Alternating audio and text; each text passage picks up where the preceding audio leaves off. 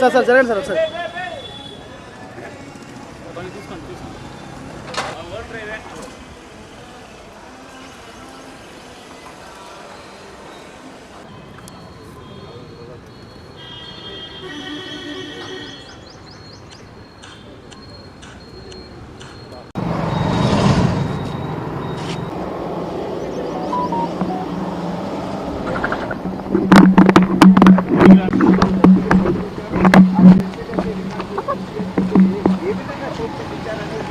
పక్కవా నిలబెడతా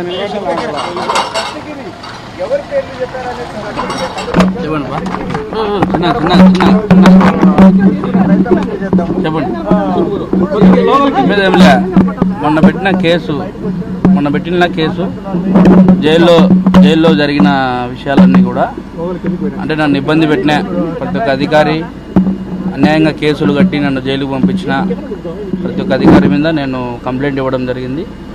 దాని మీద కూడా ప్రభుత్వం మంచి యాక్షన్ తీసుకుంటుంది. ఇలా వైసీపీ ప్రభుత్వంలో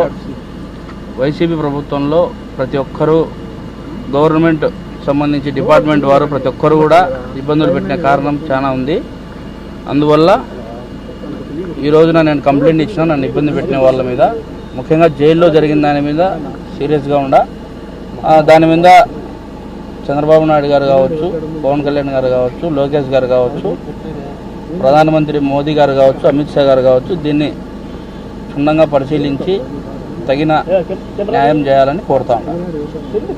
అయితే రేపు మళ్ళీ రమ్మన్నారా మిమ్మల్ని దశగిరి? లేదు రమ్మని లేదు, డౌట్ ఉంటే పిలుస్తారు మళ్ళీ. అంటే ఇప్పుడు ఎవరెవరు పేర్లు చెప్పారు, ఏమన్నా చెప్పగలుగుతారా? అవన్నీ బయట చెప్పండి. అవి ఎట్లా అంటే విచారణ కదా, అంటే గోప్యంగా పెంచాలి. మరి కొంతమంది ఉండే అవకాశం ఏమన్నా ఉందా? చెప్పలేము, అది గోప్యంగా పెట్టాలి కదా అందుకు. ఓకేనా?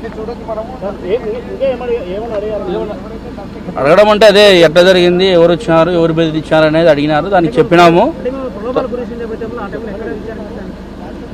అంటే మొత్తం అది గోప్యంగా పెట్టాలా, విచారం జరుగుతుంది కాబట్టి దీంట్లో డిస్టర్బ్ ఏం చేయదలుచుకోలేదు. అదే ఫస్ట్ ముద్దాయి వచ్చేసి చైతన్య రెడ్డి, రెండో ముద్దాయి వచ్చేసి ప్రకాష్, మూడో ముద్దాయి వచ్చేసి డిఎస్పీ నాగరాజు, ఆయన నాలుగో ముద్దాయి వచ్చేసి సిఐ ఈశ్వరయ్య. ఈరోజు నన్ను ఒకరినే చేసినారు అనుకుంటున్నాను. అది చెప్పకూడదు, విచారణ కదా, గోప్యంగా పెంచాలా, గోప్యంగా పెట్టాలా, వచ్చేప్పుడు బయటకు వస్తాయి అన్నీ. ఓకేనా? ఈ కేసు మీద మీకు న్యాయం జరిగింది అనుకుంటారా? ఖచ్చితంగా జరగాల్సిందే, జరుగుతుంది కూడా, దాంట్లో డౌట్ లేదు. ఎందుకంటే ఈ యొక్క కేసు టీడీపీ గవర్నమెంట్కు సవాల్ అది. ఎందుకంటే ఒకప్పుడు టీడీపీ హయాంలోనే మర్డర్ చేయించి జగన్మోహన్ రెడ్డి టీడీపీ మీద నెట్టినాడు.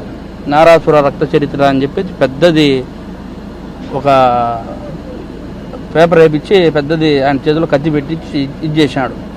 ఆ వాస్తవాలు బయటకు వచ్చినాయి.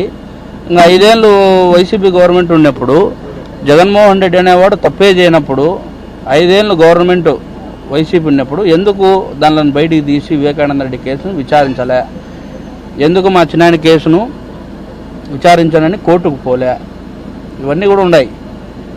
అందువల్ల ఎవరు చేసినారు, ఎవరు చేయించినారు అనేది క్లారిటీగా ప్రజలకు తెలుసు, అందరికీ తెలుసు, మీ మీడియా మిత్రులకు అందరికీ తెలుసు. తొందరలో నిజాలు ఇంకా బయటకు వస్తాయి, వెయిట్ అండ్ సీ అంతే.